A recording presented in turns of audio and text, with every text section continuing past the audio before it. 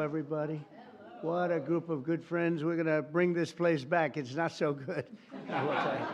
I thought it was going to be this beautiful. I hadn't been there in a while. I said, this is going to be beautiful. It's not looking too good, but we're going to bring it back. Why don't we sit down, tell you about our day. Should I tell you about the day first? Yeah. My little conversation with a nice gentleman named Vladimir Putin. But we had, actually, we had a good talk. And I think that progress is being made. 5,000 young soldiers are being killed every single week on average. Can you believe 5,000? And it's actually a number probably worse than that, in addition to other people that are being killed in towns. And we're trying to stop it. It's a bloodbath.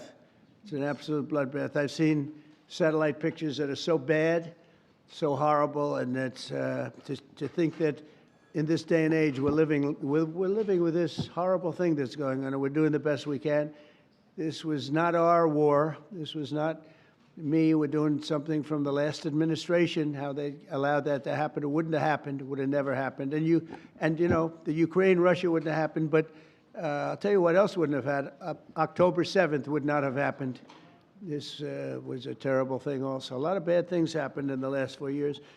But good things are happening now. We had a tremendous visit in the Middle East. We went to Qatar. We saw the Saudi Arabia, all the top people in UAE, and we brought back about $5.1 trillion. That's not bad. That's not bad. And it's being credited as one of the maybe the most successful visit that anybody's ever made to any place. There's never been anything like this.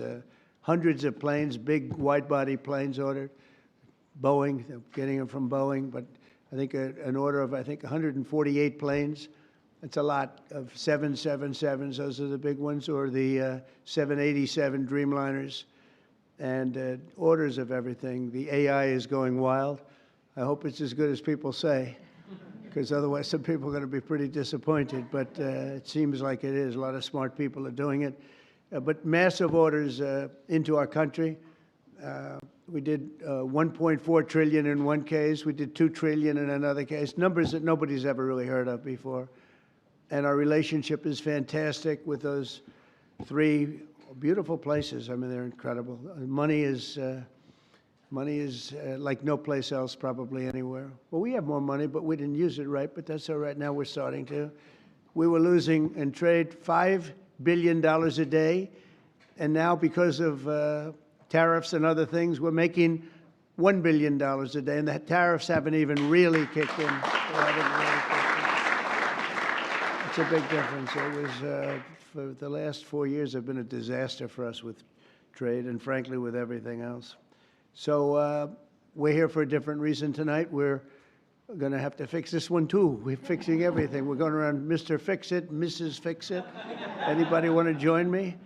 But the Kennedy Center, when I said I'll do this, I hadn't been there. That's the last time I'll take a job without looking at it. And but it's got a tremendous amount. Lindsey Graham and some people put in the budget, either 200 or $250 million. Money was spent there. Tremendous amounts of money was spent there over the last 10 years. I don't know where they spent it. They certainly didn't spend it on wallpaper, carpet, or painting. And they had over $200 million was spent. So I don't know what's going on. Pam, are you here? You hear that? Look, when I hear that, I say, what? Where, Pam, where did all this money go? It's crazy. It's crazy what's happened with our country in that regard. You know, it's to build things. Go back to the Wollman Rink. They went for years, 12 years, without getting a rink, and I got it built in 3 months for a fraction, like a tiny fraction. They had spent over $20 million. They never got it opened. I said, I want my kids to go ice skating before they're too old. They don't want to go ice skating anymore. I used to watch it from my window. I used to watch people, nobody working, and spending money like crazy. And as you know, I got it built very quickly. This is well, maybe a more difficult. That was pretty easy, actually.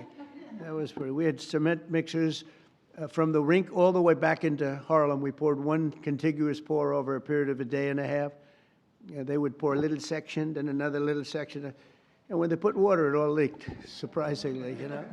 So it was fun, but I love construction. That's, I guess, why I like this a little, because we're going to have to redo it. So I'm honored to welcome exceptionally talented and committed group of patriots. You're amazing people. This is an amazing board, I'll tell you. And I get so many calls from people, could I get on the board? You have a lot of people that are not so much in love with me right now because I couldn't get them on the board. But because the board is taken. But we're going to turn it around, and the Kennedy Center Board of Trustees, you're here, and in many cases you have your spouses. And I want to thank Rick Grinnell. Where's Rick? Where is Rick? Hello, Rick. He did a great job. He used to walk into the Justice Department with stuff under showing all the horrible things that had gone on in our country. He had a lot of courage, and he's going to be with me for a long time, different things. He seems to be a troubleshooter. I say, how about Kennedy Center? Let's fix that one up. And tremendous strides have been made. You'll be hearing about that in a second. But I want to thank the entire board for the incredible work and all the fundraising efforts. We're going to raise some funds, but we're getting a lot of funds also from Congress because they want to see this thing good. You know, we have the 250th year anniversary coming up, and this building is going to be a primary focus in D.C. And it's got the potential for greatness. If it didn't, I wouldn't have done it. But it has a great plan. It's got great sound. It's got a lot of things that, you know, if you don't have good sound, you can forget it. You're never going to. They've been trying to do things over at Lincoln Center. All my life I've been watching. They rip it down, build it up, rip it down. You know, some of the greatest sound of buildings built in the 1850s out of pure marble. And you get up and you can just talk lightly and they hear you back 100 rows. But and if you don't have sound, I think there's a certain amount of luck. You hire sound engineers, they get a lot of money, and then you open the building and you can't hear anything. So we're going to do some good things, but the basics are there. The location is phenomenal. The importance of the building is phenomenal. And we'll have some very interesting plans. I always thought they should have built a beautiful performing center, open air, facing out over the Potomac. They didn't do that. They built these crazy rooms underneath. They built 3 tiny little stages, very expensive. Someday maybe somebody will occupy one. They're underground. In fact, when I looked from a distance, you know, you see these like hubs, concrete hubs, and I thought it was modern art, you know. Well, here we go with the modern art blocking everybody's view. And when I actually went over there, I said, no, it wasn't modern art. It was meant for a door to be in, so you go down to these rooms. So I don't know what the hell they were doing, but they spent a lot of money, and it's just not possible that they could have spent it so poorly. But we're going to turn it around. That's what I love doing. I love turning things around. Turnaround artist. I'm doing that with the country. Believe me, we're doing it. We're doing a job. We are hot. We are hot.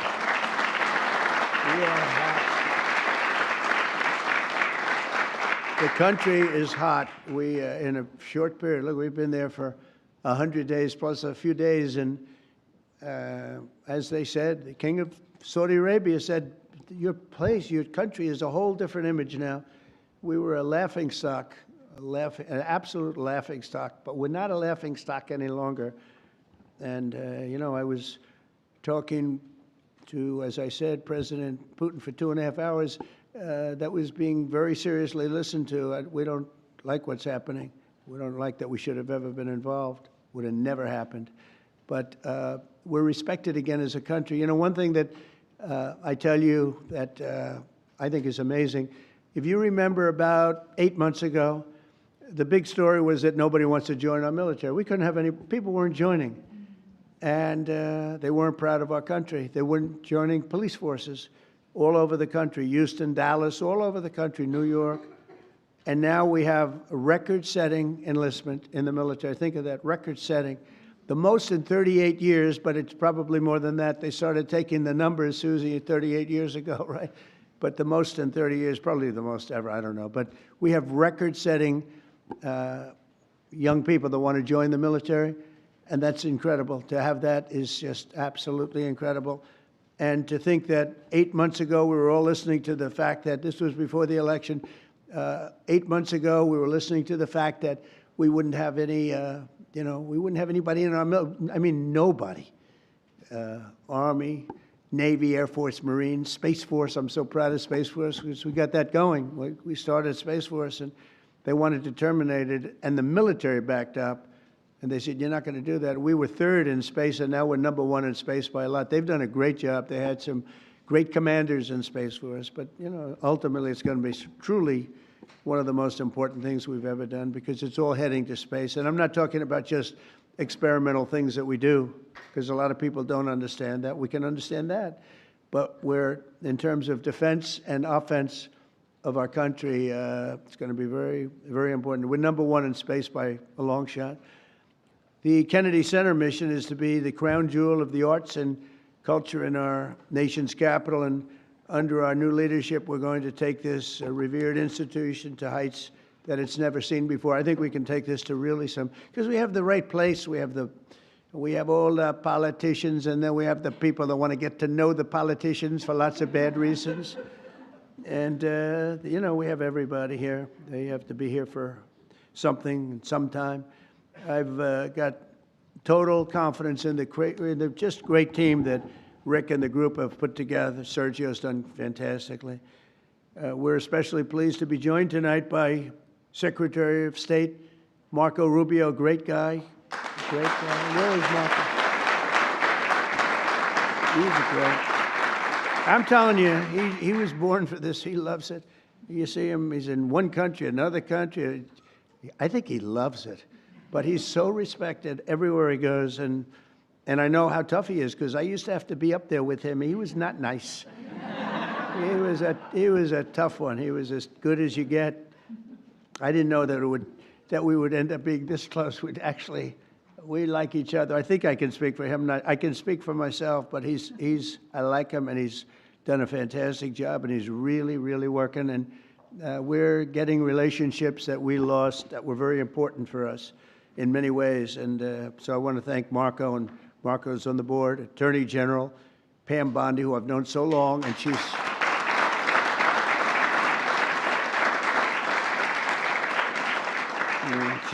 married to the best-looking guy in the room, I must admit. But she is the man. She has been amazing. She's so respected, and she's, you know, really delving into some tough territory. She sees what's happened and what's going to happen, and she knows before anybody else. She's just a fantastic person. She's got a great staff that's surrounding her, and I think she's just a star. But I've known that for a long time. I'm not surprised at all. So thank you very much, Pam, for the job you do. And by the way, she was the Attorney General of Florida, so she had plenty for a long time and never had a problem. I can't remember a problem. And she kept everybody safe, and they felt very secure. Now she's doing it on an even bigger, who would have thought it would have been a much bigger level, right? But she gets it. Secretary Howard Lutnick is here with his wife, Allison, and he's great. He went with us to that incredible 4-day little journey that we had, and we saw some things that were incredible, but everybody respects him. Did a great job in business. He built a firm twice. You know, his firm was at the top of the World Trade Center when the planes hit, and he was amazing story. He was always Allison. Good job. You got him to take your boy, right? Years ago on that horrible date, when you think of it. So Howard would always be. He was built Cantor Fitzgerald. And he built it in a very top firm. They had the top 3 floors of the World Trade Center, the building, the first building that was hit. And he was always there at 6 in the morning, 5:30 in the morning. You know, a lot of the stock guys, they have to do that. Someday you'll explain to me why. Probably insider trading, Pam. I don't know. It's probably. But whatever the hell reason, he was there always at 5:30 or 6 o'clock. And first time ever, like almost ever, his wife was after him for years to take their son to school. He was a young boy, very young, like early grades, and he would say, no, I can't. This was years after like 2 or 3 years of being harassed by Allison. It was very tough. A great wife, beautiful wife, but she's very, very tough. And finally, he did it. He took his boy, and it was on that day, and he dropped the boy off at 8:30 and started driving down the West Side Highway, and he would have been in that building, and every single person died in your firm. He had lost everybody. And with the exception of a few people in Europe and maybe a couple of other places, small, because they were all very New York-centric. And every single one of them died, including your brother. And what he did was incredible, actually. He rebuilt the firm. And he gave a percentage of it for years to the people, the families of the people that died. And the new firm became more successful than the old firm, using the same name, Cantor Fitzgerald, and he rebuilt it step by step by step. And I mean, that's, to me, that's why I said I have to get this guy if I have a chance, if I ever do. And he was very happy. They were doing great. They were doing record business. But when I said, how about coming over to commerce, a little thing called commerce, and now I don't think you could ever go back into that world because it's so big. He and Scott are in charge of, along with others that are great, but they're in charge of the biggest deal ever made in history. It's the whole tariffs. We've taken in trillions of dollars, trillions. And we've been hurt very badly by other countries that did this to us for 20, 25 years. They were taking advantage of us. We never did anything. But now we're doing it to them, and fairly, I'll tell you what, modestly. But we'll be taking, and we are taking in right now, 25% on cars, 25% on steel and aluminum, 25% on other things, and that'll be going up to 50, 75, maybe 100 in some cases. We have to get our pharmaceutical industry back. Once we establish that in another couple of weeks, it'll start roaring back. It's already roaring back because they know we're doing it. And it's really been, you've done a great job. But he said to me the other day, this is so big. These numbers are big. Cantor Fitzgerald doesn't look so big anymore. We see numbers, we talk in the trillions now. Think of it, $5.1 trillion. Nobody talks, but we're talking big numbers, and he's doing a great job. He did a great job before. Chief of Staff, Susie Welch, she's considered the most powerful woman anywhere in the world.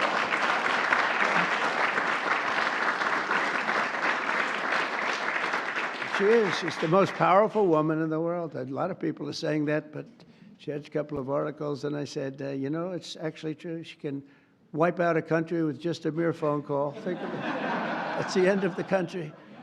But she's great. She's been, I mean, I knew because we won Florida 3 times and won it. You know, Florida didn't used to be a red state. It was a blue state. When I first ran, that was a blue state. And now it's a seriously red state.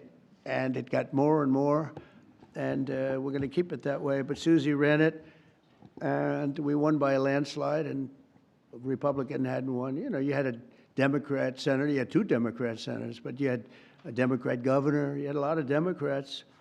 And so we won in a landslide. I said, good. Then the next time I won again in a much bigger landslide, and anybody I endorsed also won. And I said, that's good. And then when it came time to do this, after the election was rigged, the second one was rigged, whether you like it or not, it was rigged like nobody's ever seen. And now people are seeing it. Now people don't even fight me. You know, they used to say, sir, it's not really that nice to say. I'm an honest, it was rigged, and unfortunately that's what happened. You look at some of the things that happened, all of these things would have never happened. But when it came time to thinking about doing it again, I didn't think I'd have to do that. I said, you know, I think I'm going to take that woman, my friend now, but at the time I didn't know. Her father was Pat Summerall, who's a great football player, was probably a greater announcer for 28 years for the NFL. But that tells me, you know, because I'm a big believer in the genes, person's genes. And Susie was, I said, you know, let's use Susie. She did a great job in Florida for me twice.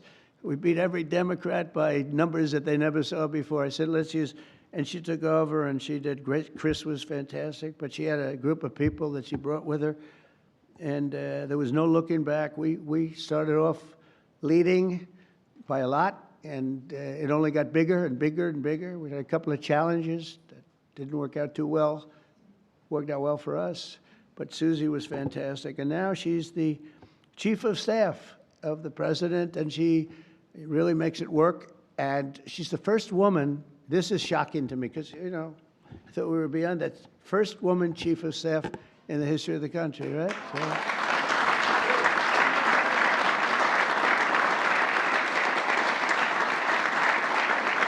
And she's doing a great job. And you know, those men are scared. She sits in the back of the room. She watches them like this. She doesn't want publicity. She doesn't want to be on camera. She doesn't want stories. But they're up there yapping, yapping, yapping. And if they start yapping the wrong way, it's not pleasant for them. She's great. And we have a friend of mine, a man that I endorsed, and he proudly went through the roof, Jeff Landry, governor of Louisiana.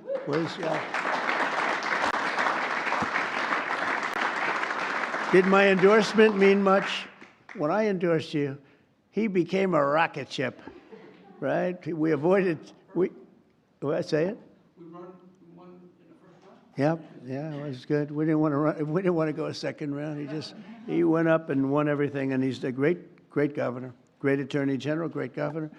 So it's great to have you. And we have so many people here that we're not going to do that, but we may play around in a little while because we're going to have some fun tonight, and we'll talk about this, but we'll talk about other things. But we might talk about some of the questions you may have. We're looking to get the one great, big, beautiful bill. It'll be the greatest tax cuts in history. If we don't get it, that means the Democrats will have stopped us, and that means people will get a 68% tax increase, the largest in history. And if we do get it, we're going to have the largest tax decrease in history. And all my life, I've watched politicians screaming, "We will cut your taxes." This is the only group where they say, "We're going to raise your taxes," and they think they're going to win. There's something wrong with them. I don't know what the hell is going on. We're going to raise your taxes. And people say, "That's strange. I've never heard it before." When we took over in recent months, the Kennedy Center was in dire shape. As I saw on my tour a few weeks ago, the building is falling apart. I don't want to scare people. It's in fine shape, but it's falling apart. That means, you know, we have to see, you know, we have Les Mis. We're opening up with Les Mis and some other things. We have Mrs. Fisher here, and she said, "You know what works? Anything Broadway." So we're signing Phantom of the Opera. We're signing a lot of great Broadway, and we'll have them run for a while. And I think you're going to do very well. But it's been neglected very badly, and it needs an infusion of different things, including probably funds. But I think we're going to do very well when we get some money from Congress to fix it, because it's so important. The previous leadership wasted millions and millions of dollars and handed us a budget deficit of $26 million. Can you believe that? In addition, the programming was out of control with rampant political propaganda, DEI, and inappropriate shows. We had some very inappropriate shows, to put it very nicely. They had dance parties for, quote, queer and trans youth. And I guess that's all right for certain people, quote. And I'm just quoting, I'm not saying it. Queer and trans youth. That wasn't working out too well. They had a Marxist anti-police performance. And they had lesbian-only Shakespeare, which is different. Who thinks of these ideas, really? It's different. It's different. Oh, we're bringing our country back so fast. The military is so much better. Everything, it's just gone. They had people who were paying them $400,000 or $500,000 a year to teach DEI. Just 12 weeks, our new board has balanced the budget. Think of that in 2026 budget. That's a pretty good job you're doing. So that's amazing. So the 2026, I told you, it was 25 million under. It's balanced now for the fiscal year. Eliminated DEI initiatives in all cases. Brought back family-friendly programming that will attract large audiences once again, and launched a plan to renovate the building and reclaim the grandeur as a landmark, really a Washington landmark, which it always was. The Kennedy Center will also play an important role in our national celebration to commemorate the 250th anniversary of America's founding. So we have three really big. We have that. We have the 250th anniversary of America's founding. That's a big deal. And we have the Olympics, and we have the World Cup. And, you know, maybe I got lucky, because I got the Olympics and I got the World Cup. I did nothing to help the 250th anniversary, because if I take credit for that one, then you'll say, I think he's exaggerating a little. But two of the three, I got the Olympics, I got the World Cup. And I said to myself when I got them, it was my first term I got them, President Obama would not take the calls from the Olympic Committee, refused to take the calls. And I think because he traveled to Oslo or wherever he went, and very far away, in order to get the Olympics, previous Olympics. And I said, well, that's great. That means we got it, because what president would travel to come in fourth place, which is what we came in, fourth place. And so he was so angry, he wouldn't take the call. So I got a call from, at the time, the mayor of Los Angeles. Los Angeles is not looking too good with what the water. We just sent so much water down their way, they didn't want to take it because it was bad for the environment. I said, no, water's good for the environment. If they would have had it when I told them to get it, they wouldn't have had the fires, or it would have been very small. But we took so much, and we were looking at the Olympics, we were looking at other things, and Obama went there, and all that travel, all that everything. And think, who would go there unless you know the answer? You have to know the answer. You can't be embarrassed as president. No president's ever done that. And I give him credit, he went, but he should have known the answer. That's called deal making. And he didn't, and they put him at fourth, and he was so angry that it hurt his whole thing. He didn't want to talk to anybody. So I got a call from the mayor, and he said, sir, you're the president-elect. I was president-elect at the time. The president will not speak to the Olympic Committee, and I understand that, but a little bit his fault, I guess. He was very embarrassed by that. And I said, I'll speak to him. And I spoke to this gentleman who was obviously Scandinavian, seriously Scandinavian, and very nice. I couldn't get him off the phone because he was so starved for love. He just kept, I must have had him for 2 hours. I couldn't. I said, sir, I have to go. I'm president-elect. Yes. All I said to him, yes, yes, yes, we will take good care. They wanted to know that if they choose us for the Olympics, will we treat them nicely? And I said, we're going to treat you like so well, like you've never been treated. And then he wanted to talk about anything because nobody would talk to him. Now he talks to me. And we got the Olympics, and then we got through Johnny, who's the boss. He's a friend of mine, and we got the World Cup. I got them both, and I said, man, I won't be president. I got the Olympics and the World Cup, and I won't be president. And they're going to forget that I got them. Nobody's going to mention it because, you know, a little bit, that's the way life is. And then they rigged the election. And then I said, you know what I'll do? I'll run again, and I'll shove it up their ass.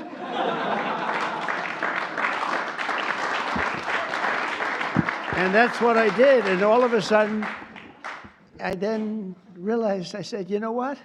I got the Olympics, I got the World Cup, and I got the 250th. Look at the way this works out. So if they would have left us alone and wouldn't have cheated on the election and wouldn't have rigged it, I would have been retired right now. I would have been happily doing something else. And instead, they have me for 4 more years. Can you believe it? Yeah. So it has